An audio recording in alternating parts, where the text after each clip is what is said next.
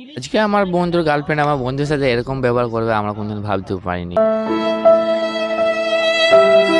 তো আজকে আমার দিনটা শুরু হয় রান্না করা থেকে। কি আর করবো বলো, বউ ফো নাই তো আমাদের মতন আর বউ ফো কি আছে যে শীতকালে জগিং ধরবো, ওই জন্যই বাইরে চলে আসি।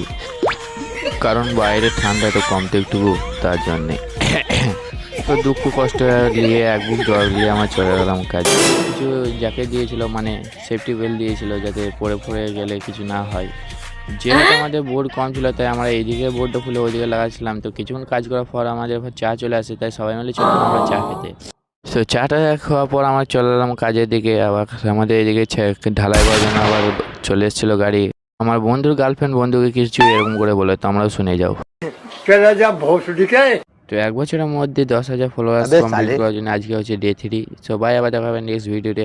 ভিডিওটা ভালো লাগলে একটু সাপোর্ট করবে। বাই, আবার দেখা হবে নেক্সট ভিডিওতে।